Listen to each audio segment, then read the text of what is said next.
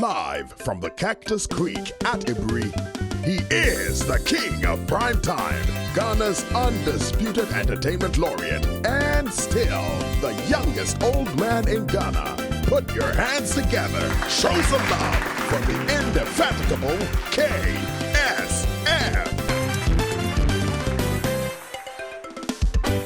The KSM Show.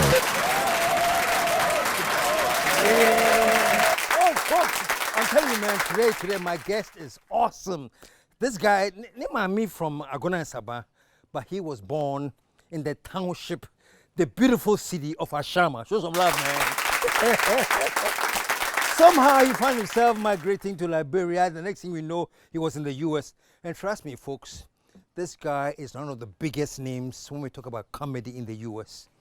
He hangs out with the likes of Arsenio Hall, Eddie Murphy, name it. This guy hangs out with them.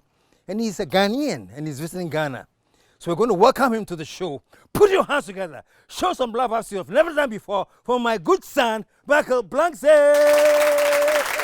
Yay, yay, yay, yay. You got it. Michael Blackson is in the house, man. We're in the house, man. And then come on the draw. So we're going to take a commercial break. When we come back, the show is on. Stick around. We'll be right back.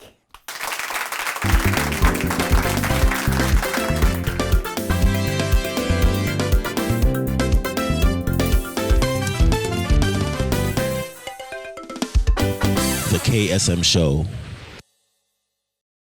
Okay, folks, by the kind courtesy of US Aid for Africa and Cactus Creek, we are offering a free hospitality skills training.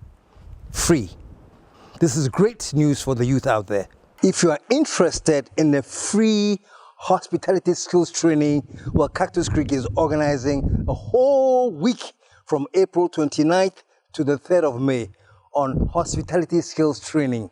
Let me give you some of the courses you'll be learning. 1, customer service. 2, front office and waiting. 3, spa services. 4, housekeeping services. And 5, food packaging. Interested ones, please call this number right now. 027 004 7008. Folks, for information, this is free hospitality skills training. So for all of you who ever wanted to be in hospitality, this is your chance. It is free, and the venue is Cactus Creek. Is it the luxurious rooms?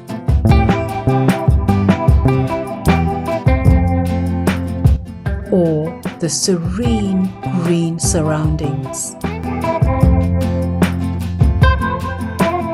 Is it the tempting swimming pool?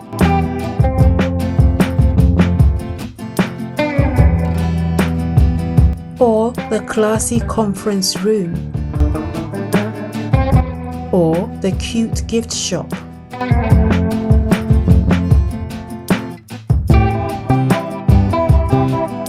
Maybe it's our chef's array of cooking delights. Whichever way, it's all about Cactus Creek. A most respected hotel. 055 039 5007.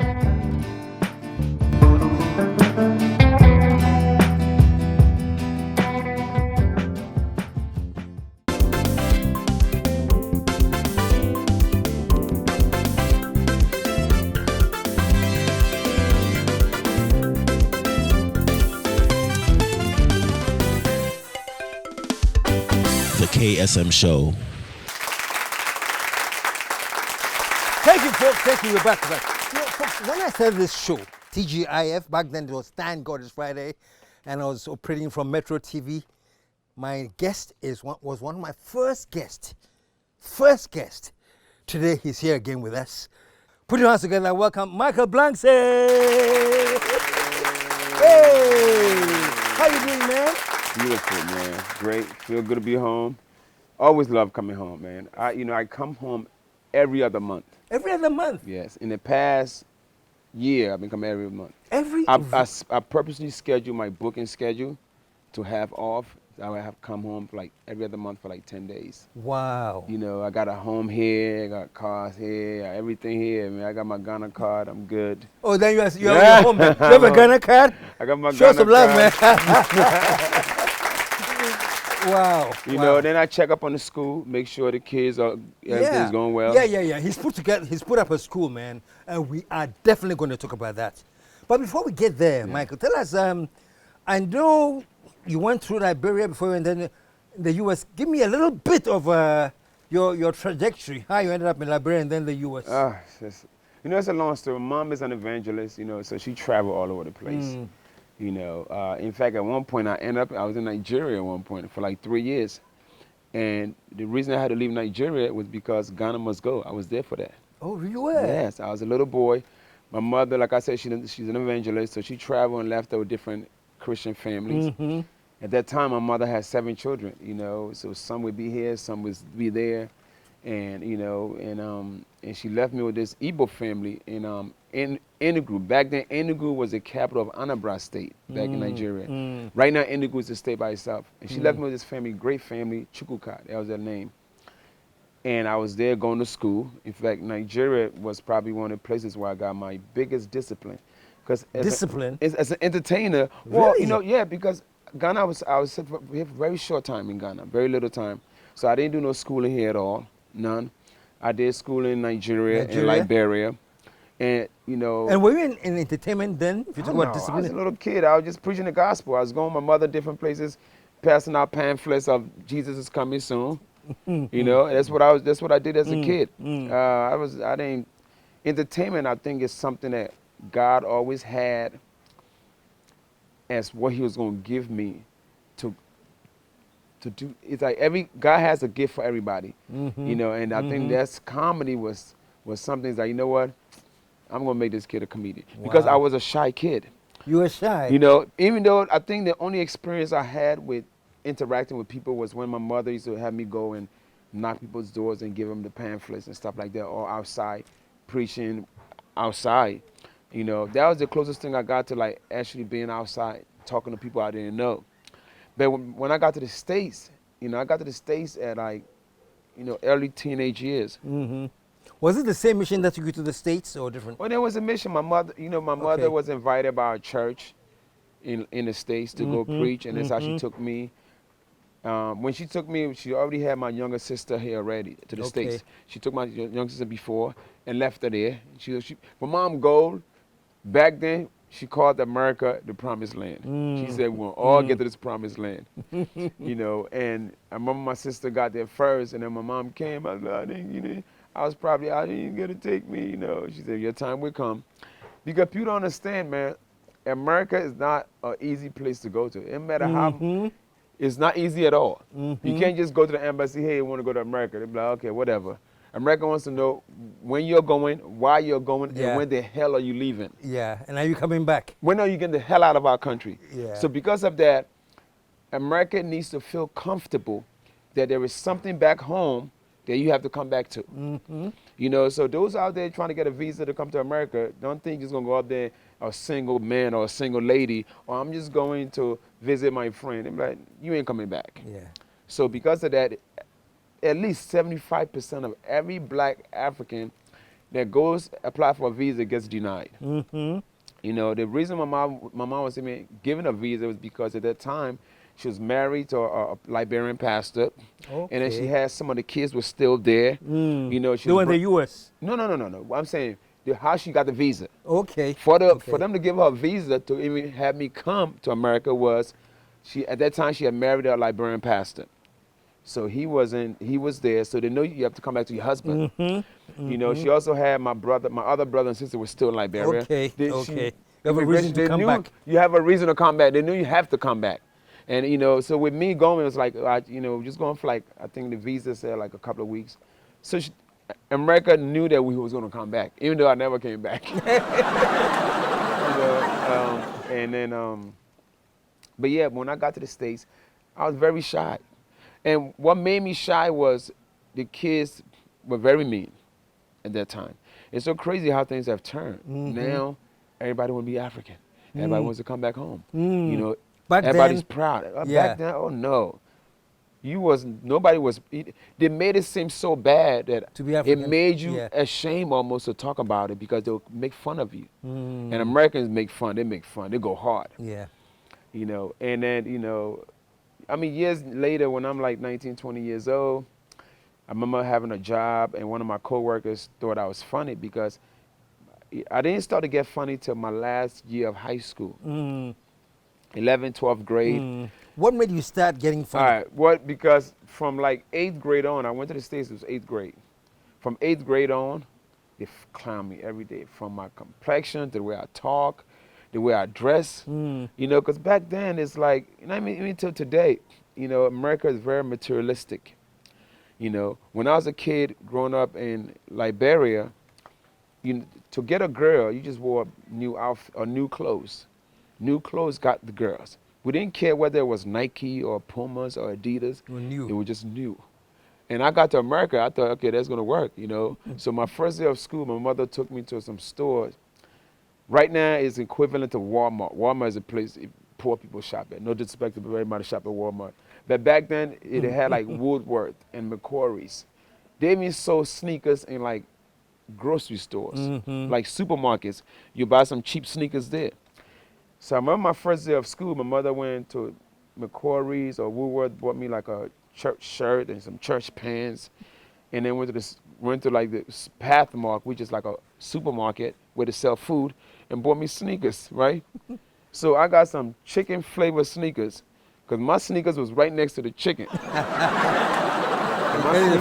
My sneaker was called In Action. It wasn't Adidas, it wasn't no name brand. But I didn't care because it was what? It was new. Yeah. New outfit. So here I am, my first day of school, I got on my nice church shirt, my church pants, my chicken flavored sneakers. I go to school thinking I'm about to get all the girls because that's how it works in Africa.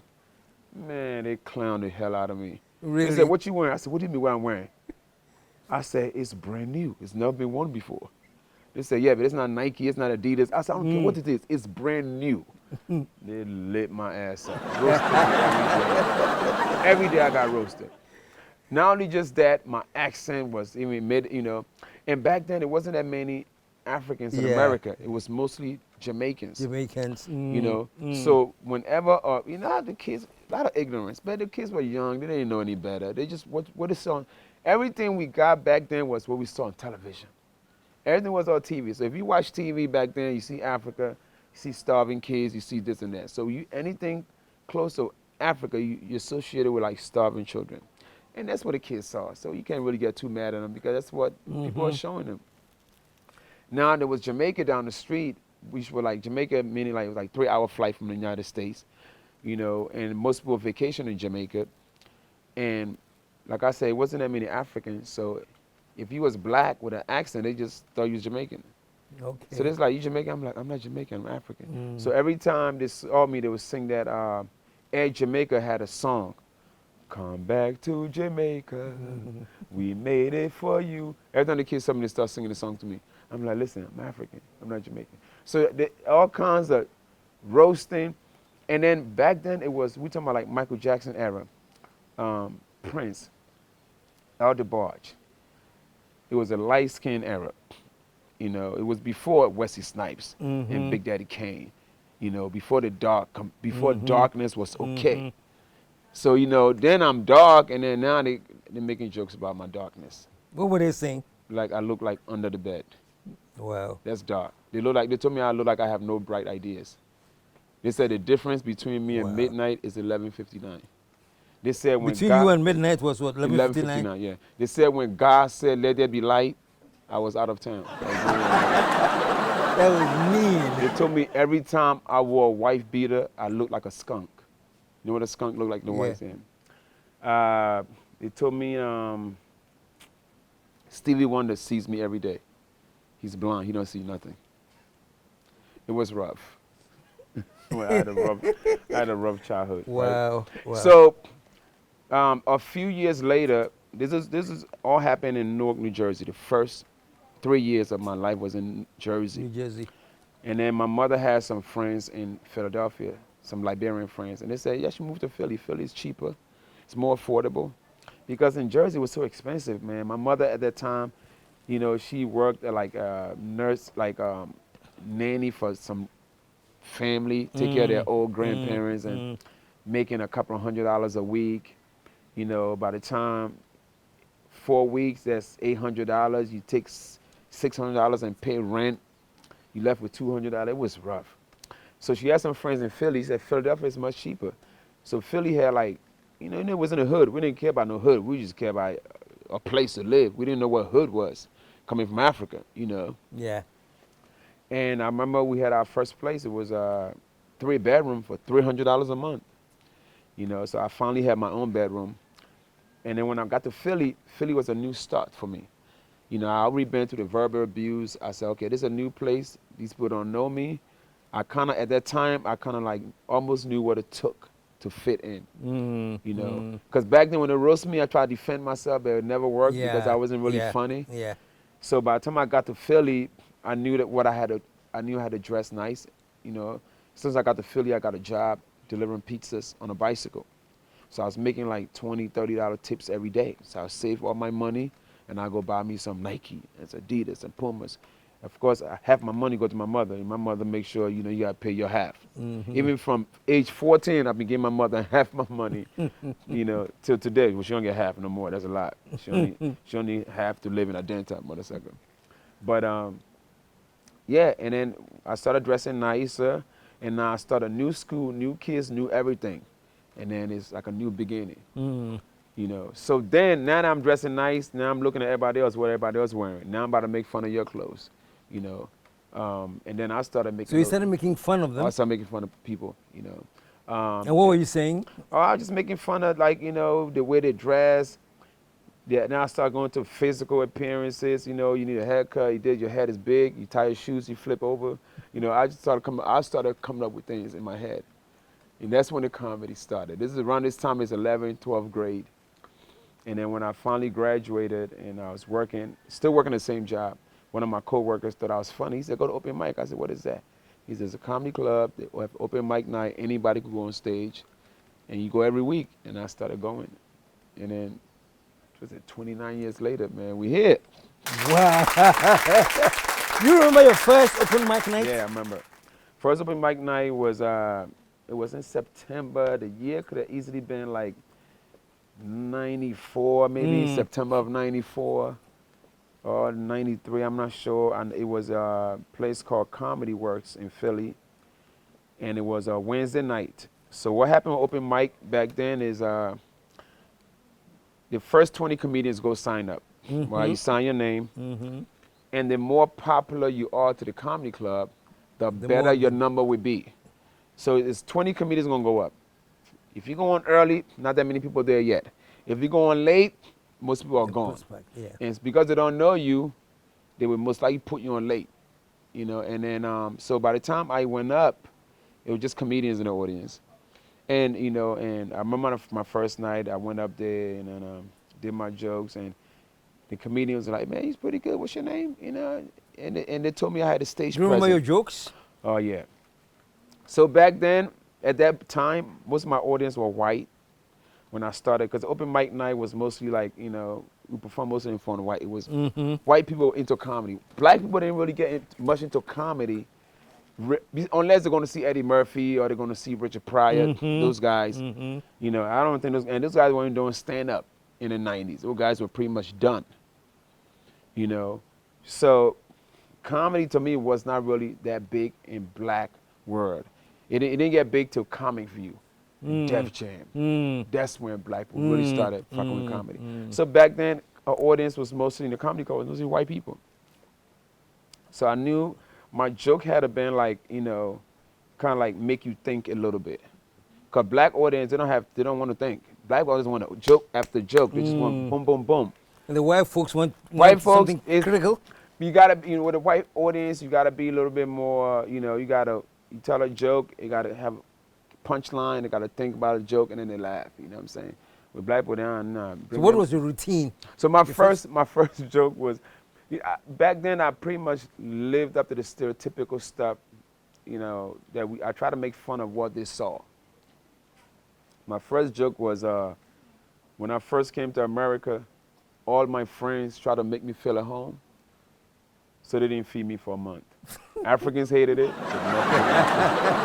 Did you get any backlash from the African community? Well, it wasn't on TV. It wasn't, Okay, that material okay. never been on TV. It was just more, it was like, you know. Yeah.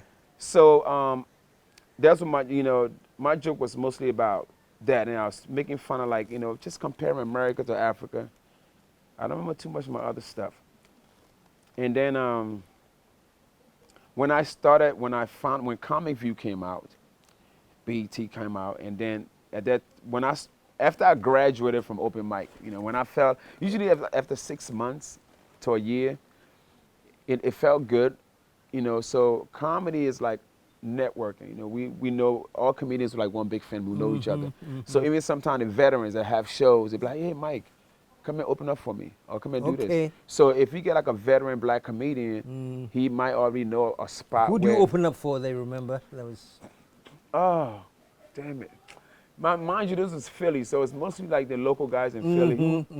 None of them kind of like made it. National, yeah. You know, but once I got to like the next level, you know, I remember opening up for,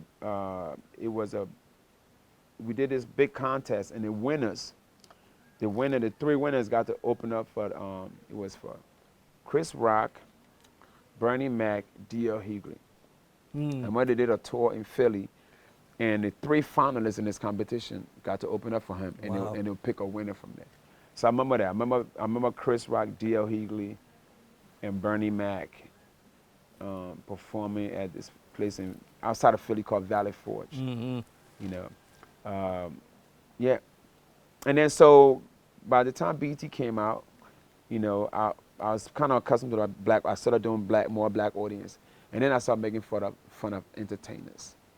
That's what black people love. They love when you clown other motherfuckers. You know what I'm saying? Hold it right there. I want to take a commercial break. Okay. When we come back, let's find out how you made fun of the black entertainers. Stick around, folks. We'll be right back.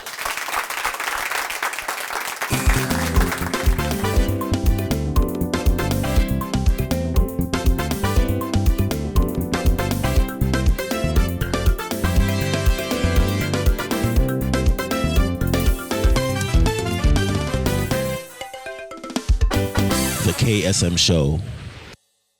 Okay, folks, by the kind courtesy of US Aid for Africa and Cactus Creek, we are offering a free hospitality skills training. Free. This is great news for the youth out there. If you are interested in the free hospitality skills training, well, Cactus Creek is organizing a whole week from April 29th to the 3rd of May on hospitality skills training. Let me give you some of the courses you'll be learning. 1, customer service. 2, front office and waiting. 3, spa services. 4, housekeeping services. And 5, food packaging. Interested ones, please call this number right now. 027 004 7008. Folks, for information, this is free hospitality skills training. So for all of you who ever wanted to be in hospitality, this is your chance. It is free, and the venue is Cactus Creek. Is it the luxurious rooms?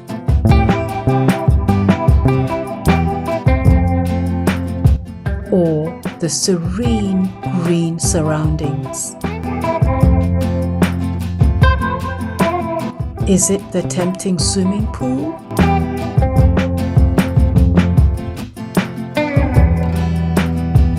Or the classy conference room? Or the cute gift shop?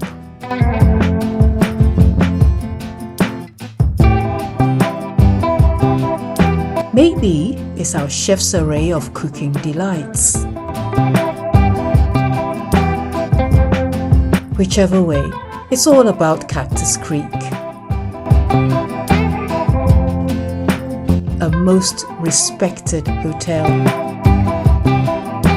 055 039 5007.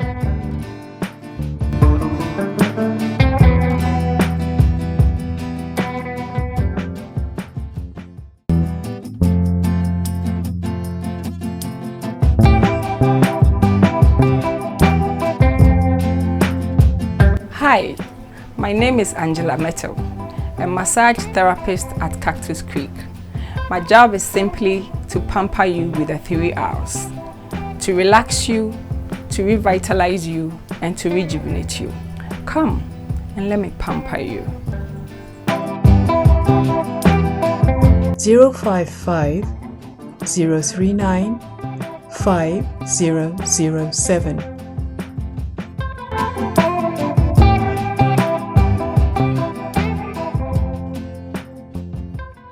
Most of you are loving my jacket. Mr. Sao, I am rough.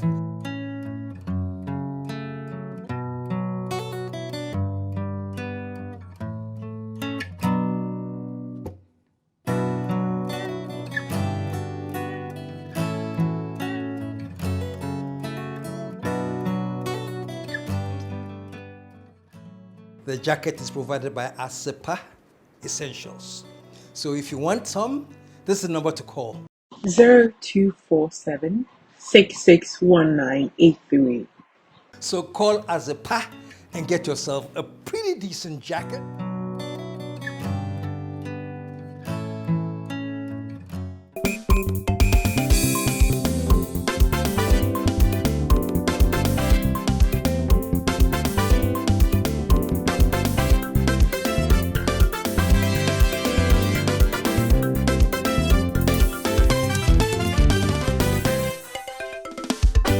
The KSM Show. All right, we're back, and we're hanging out with Michael Blackson, son of a black man.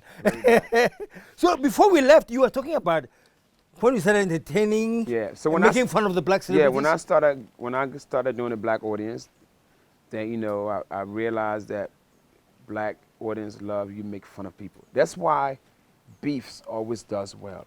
As much as people hate to talk about beef, is what sells. Beef sells. Beef sells all the time. Yeah. Trust me. Right now, there's a big beef going on in rap with Drake is beefing with freaking Rick Ross and Kendrick Lamar, and Wow.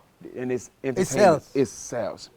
So the controversy always sells. So when you make fun of somebody, and that goes viral. Oh my God, what did he say about this person? Yeah. What did he say about that person? Yeah. So at that moment, I realized what worked was making fun of me. Like I said, people made fun of me my whole freaking time there. Now it's time to make fun of people. And those, the people that made fun of me, they're not big enough. I need to go after The big ones. the one to look up to. I had a joke about Jay-Z, talking about big pimping, big lipping, mother sucker. I said Jay-Z lips so big, he could whisper in his own ears. And then let me see who else about. And the crowd was enjoying it. Crowd loves it. Gets on TV and then it goes viral. You know, that was before YouTube. But people. And back then, I remember when BT came out, I didn't even have BT. That's how broke I was. I didn't even have cable. And so I'll be working and people was like, oh, we saw you on TV. You made fun of Jay-Z and this person and that person, Destiny Child, all of them. I made fun of all of them. So making fun of them paid off. Paid off. It Wow. paid off. And then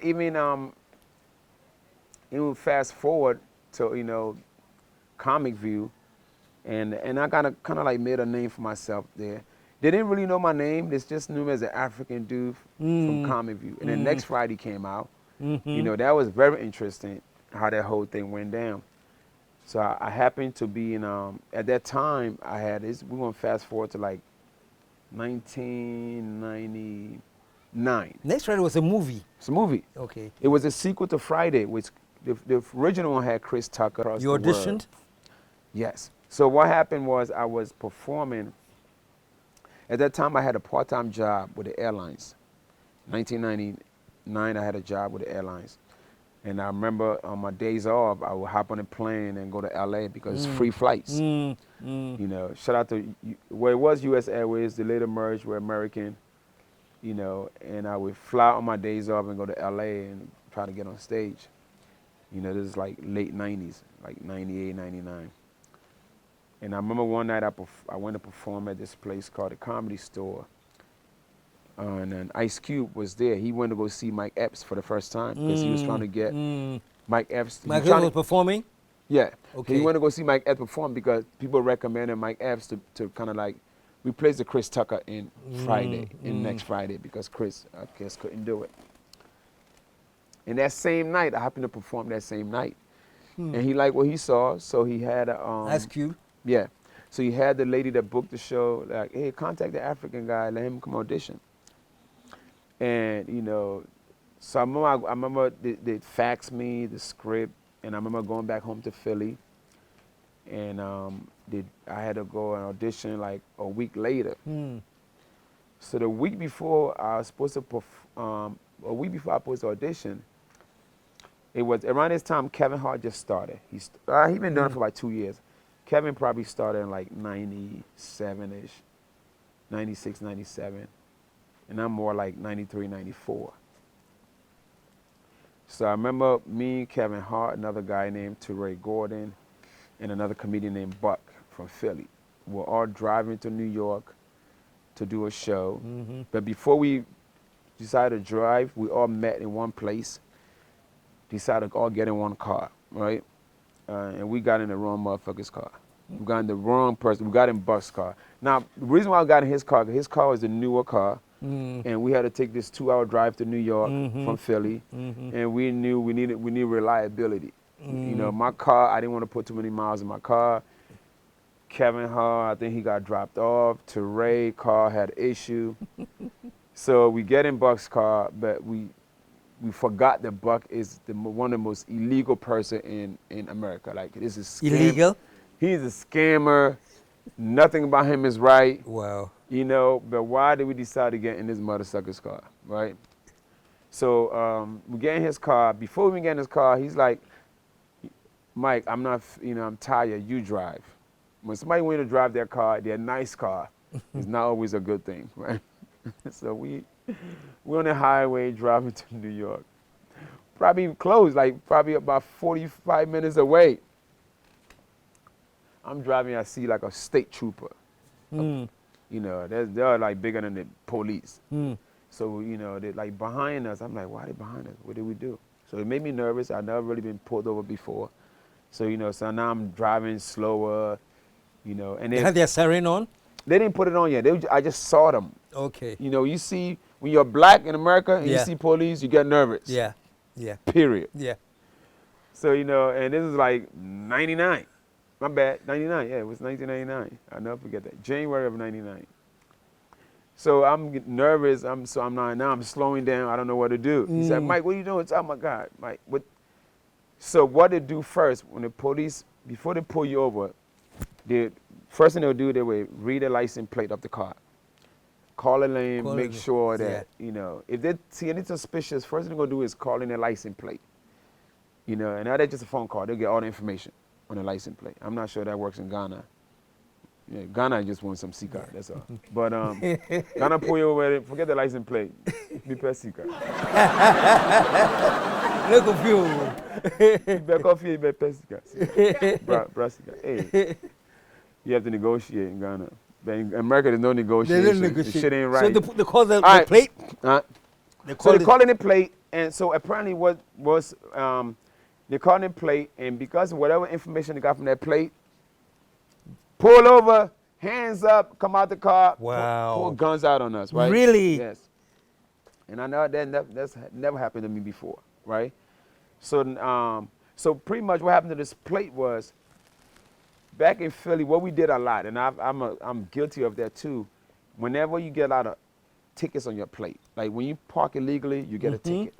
You know, and then the more ticket you get, after a while, they're gonna boot your car. They're gonna take the car and you have to go and spend a lot of money to get it out. So what people did back then was, whenever they get like 3 tickets on their car, they would call the license plate and be like, hey, somebody stole my license plate. And then they get a new one. Okay. So now they got a fresh start. Yeah. So what happened was, the plate that he had on his car, it must have been one, so to get a new one, you take the old one off, and then you could just put on any other car. But somebody gave them their old plate. Ooh. Right? So and that plate that they gave them, they just reported stolen, just so to get a new one. And then that goes in the system as a stolen car. So stolen car, so they think the car is stolen. Wow. So that's what we had. We had a plate of a stolen, we had a stolen plate on our car. So when they read that plate, they're gonna think the car itself is stolen. Yeah. And the car wasn't stolen. He just had the plates of somebody else because he didn't do the proper things he needed to do. So they pulled you over with guns Pulled and us all? over with guns. Get out the car. Driver, get out. Walk backwards. I'm like, I'm walking the wrong way. And everybody laughing. Like, Mike, you gonna get shot, Mike, because you make the wrong move. Yeah. They will shoot you. Yeah. Period. So, you know, get to the ground, go to the ground, lay down flat. Hands. I'm like, what the fuck? So now we are on the ground. Kevin Hart laughing his ass off, right? Kevin was laughing. Kevin, everybody, they laughing because the way I reacted, because I'm just an African kid. I never been through this shit before. Yeah. He knows the game. They all been through that. They all been pulled over with guns. Not me. So these niggas laughing at me. Right? And then, so now everybody's calm. So while we're on the ground, Buck, that's his name, Buck Wild. So now, that's how illegal this guy is. While we're on the ground, he said, Mike, if they ask you my name, tell them it's Aziz White. I mean, who the fuck is Aziz White? Aziz White? Aziz White. I guess that's what's on his, whatever license he has. And this guy's Muslim. Ain't no black person with last name White that's Muslim, okay? Ain't no, so who identity did you steal? Yeah, yeah. So the cops, okay, whose car is it? He said, Mike, don't say nothing. It's Buck's car. This nigga right here, this car. Right away, I'm not going down for your shit. Buck Wild. That's what we call him on the streets. I don't know his real name. I don't know who the hell Aziz White is. So they go with any Aziz White? Aziz White. I'm Buck Wild. Nigga's right here. It's his car, right? So they put us in the police car. We end up in the cell. All of us in the cell together, right? In a holding cell. To investigate whatever. And then, so Buck had like counterfeit money on him too. This guy was just all illegal. He has counterfeit money on him. So he's so nervous, he thinks once they come in the cell, they're gonna search us and they're gonna catch his counterfeit money. So this guy's, guess what he's doing now? Now he's chewing his money, right? He's chewing it? He's chewing it in the cell, like chewing it and throwing it in the toilet, right? He like, come on guys, I need y'all to eat some of this money with me. Nigga, no, nobody's eating no money, man. I'm not hungry, okay? Nobody chewing no money. You chew this money on your own. His mouth is all blue and green. Chewing up fake money. Right, so make a long story short, they later released us when they found out it was a stolen plate, whatever. And then, and gave us a court date. We had a court date. And the funny thing about it, the day I had to come to court was the day of my audition in LA. For Friday, next Friday? For next Friday. Oh, wow. Same day. And LA is a 6-hour flight. Wow.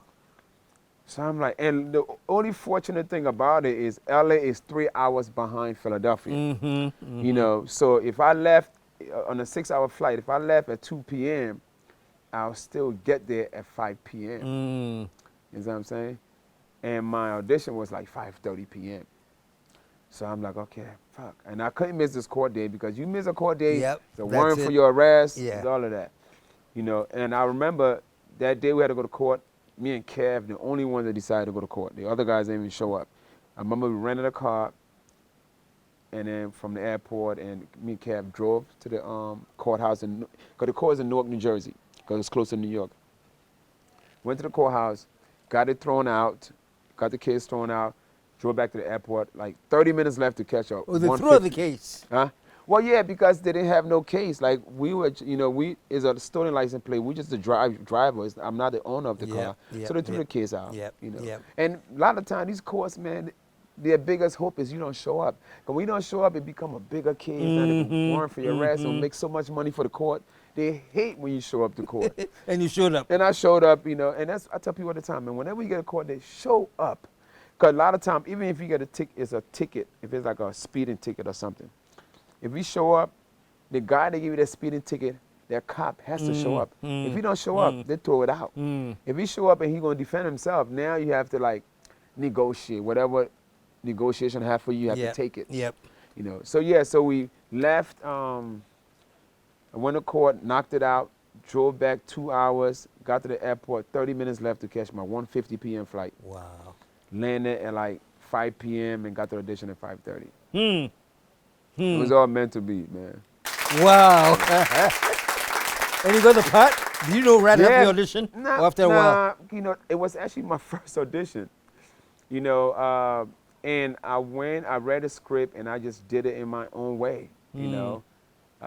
And they called me and told me I got the part, you know. And the thing about it, when we shooting it, and one thing I like about Ice Cube, he's a fan of comedy. He loved, you know, we had a script. He still want us to like do our own thing, because even if he watches the movie, me and Mike Epps was going back and forth. The only thing that was in the script that we said was, I can't get jiggy with this shit. Everything else that we did, improv. Really? Everything else. And in fact, when the movie was done filming and we went and sat down and watched it with like the other actors and the directors and everybody, you have like a private screening. When I looked at it, I'm like, I didn't even like it because I knew we did so much more funnier things than that. I was really disappointed in what they picked. I wasn't really happy with it till when the movie came out. I would sneak in the movie theater and sit waiting back and watch how people react to my scene, and they just laughed every time. And you were happy with the reaction? I was happy with that. I'm like, okay, it's good enough. Yeah, because a lot of time, you know, they shoot these movies, they give the movie to somebody else to edit. The person that edited that movie was not on set. His job is to get the best angle, the best this, the best that. He don't give a damn about the lines, about what's funny and what's not funny. He just makes sure he captured that right angle. And because sometimes when they're doing that, you miss out on the real funny part because you want to have perfection over the jokes.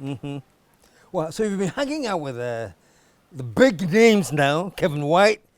Kevin Hart. Kevin Hart. Well, Where did White come from? You know, the thing about it, Kev is like, you know, he came under us. You know, like Kev was my opening act at one time. Really? Yes. Kev opened for you? Kev opened up for me.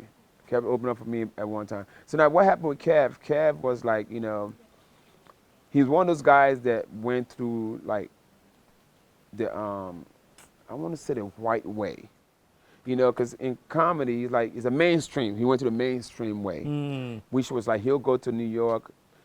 At this time, I'm out in the movie next Friday. My movie is out, so I'm out making ghetto money, hood money. Every black person know me. I'm going to pick up all the money everywhere, doing shows. While I'm doing that, Kev is more like in the mainstream room. The rooms where the big produced TV guys are at watching. And that's how he met the right manager. You know what I'm saying? And then the manager took him on his wings and just kept going, and that's what got Kev. But me, I was more like, you know, a ghetto superstar. You know, I did my things my way. You know, I've never been managed.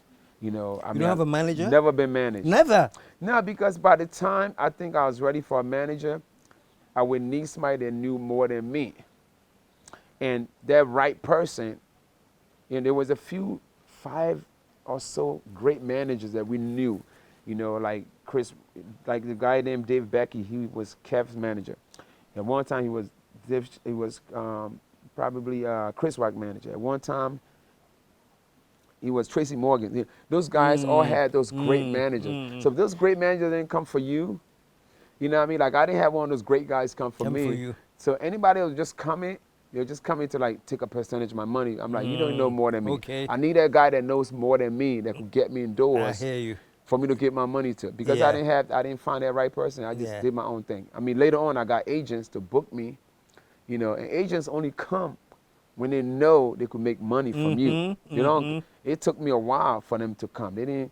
I've been doing comedy since, you know, 20-something years, almost 30 years. Agents didn't come till 15 years ago. Wow. 2012 is when I probably got my first agent. You know what I mean? So. It ain't no easy road, man. Yeah. You know, so then I got, you know, of course, got that Kev, and that's how Kev kind of like went through that mainstream way and surpassed everybody. You know, shout out to Kevin Hart. So, you know, the movie come out next Friday. I'm a super ghetto superstar, and then you know, it's like with everything, every buzz would go down. Whatever, you know what I mean? So I wrote it next Friday movie wave for a long time, for 4 or 5 years. And then went and down. I waited too long, because sometimes when something big happens, you have to work on the next thing right away. Yeah. But I was just so satisfied with picking up money that I didn't look at the big picture, because I didn't have a manager to like lead me. You know, so by the time I decided to like, okay, let me go back to California, let me go try to live there, the bus was done. It was like 2005, bus was dead, but I was still hot. What did you do to bring it back up? Did you have? You know, I had to just chill and wait till the right moment, and the right moment came out after social media. You know, so I went there like 2005. I was there 2006, 7. Nothing happening. I come back home to the East Coast, build me. You know, I was still making money. Don't get it wrong. I was still making money almost on a weekly basis. Saved up a lot of money. Built my first home. You know, I said I'm not going back to California until like somebody's going to give me some money. You know, and then social media came out, and even with social media, I was behind by 6 months. In fact, by the time I got on Twitter, somebody already took my name.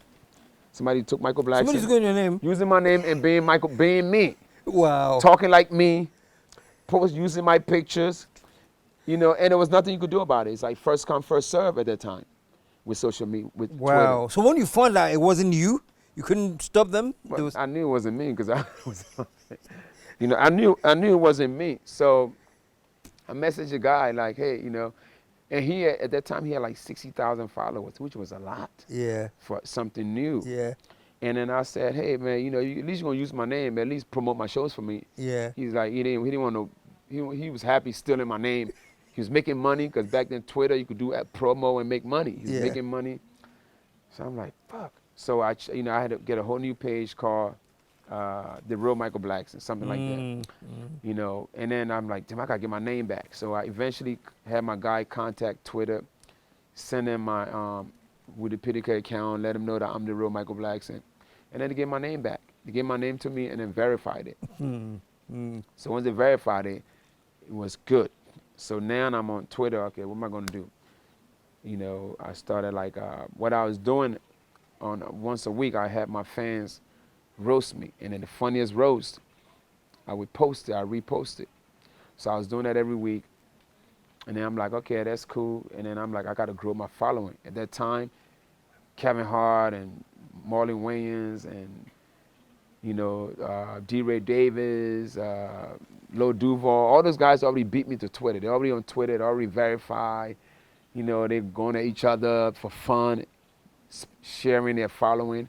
So I'm trying to get in, like, you know, hey, talk to me, guys. Nobody wanted to talk to me. I'm roasting, nobody all ignoring me, right? And then one day I just started going hard on Kev, just roasting Kevin Hart, and he finally responded. Oh, you started roasting him? Started roasting him. And Kev at that time had like one of the biggest following. He had like 300,000 followers on Twitter at that time.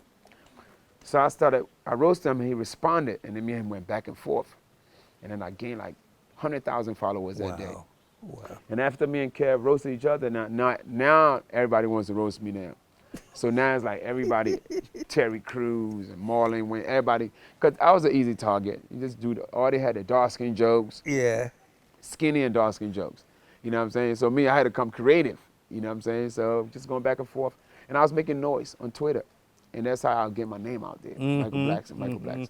You know, and then YouTube started. And when YouTube started, this guy, Walter Latham, he was a producer of Kings of Comedy.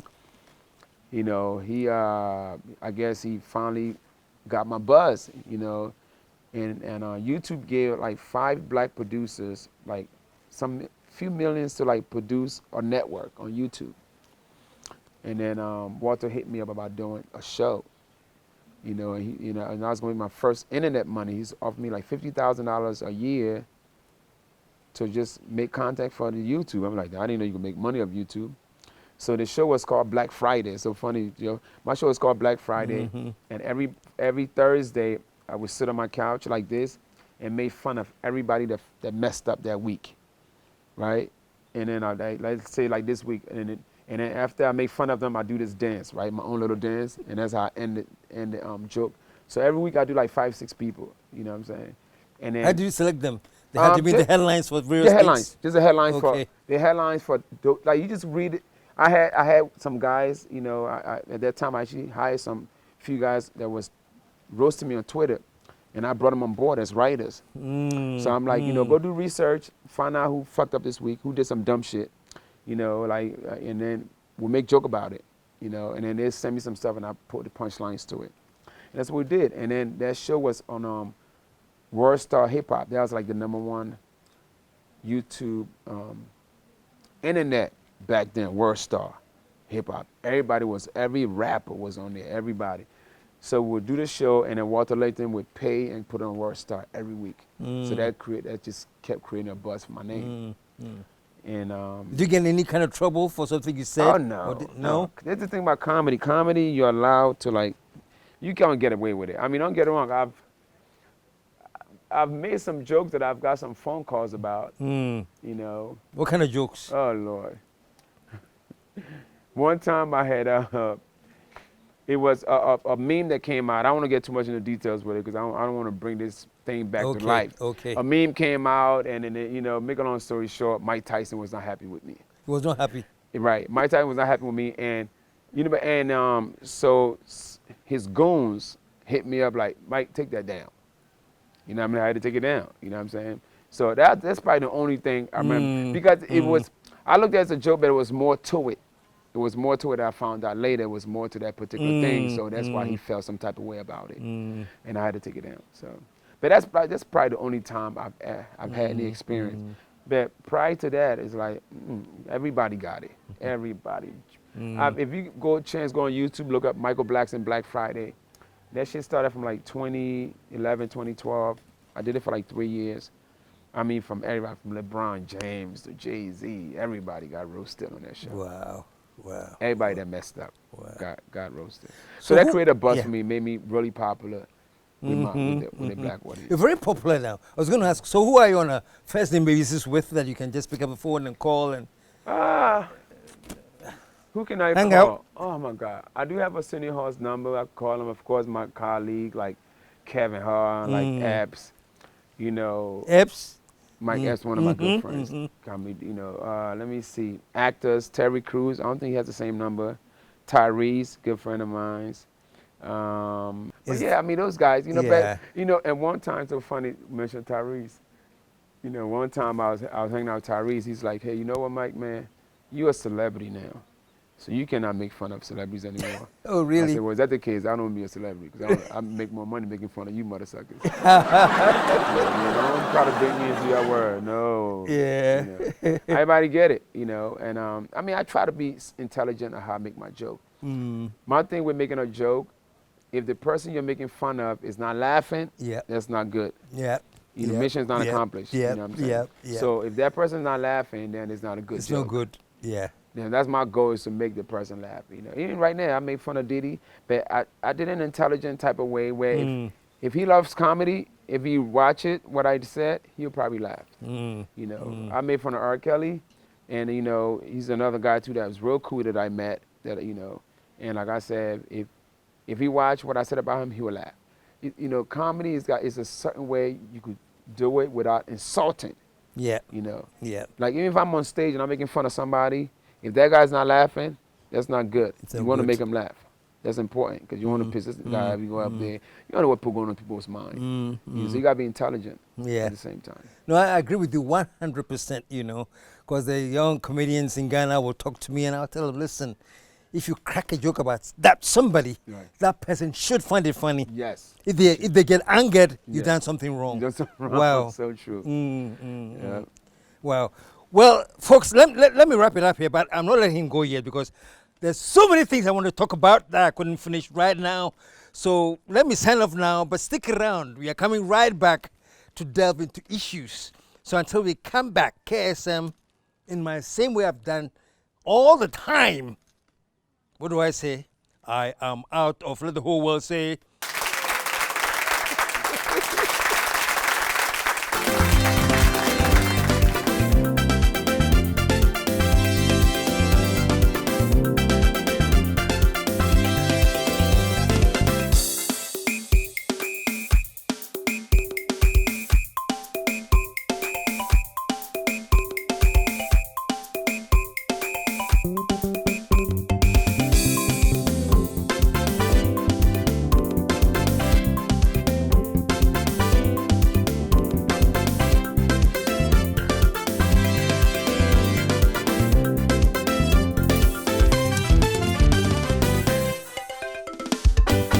KSM Show.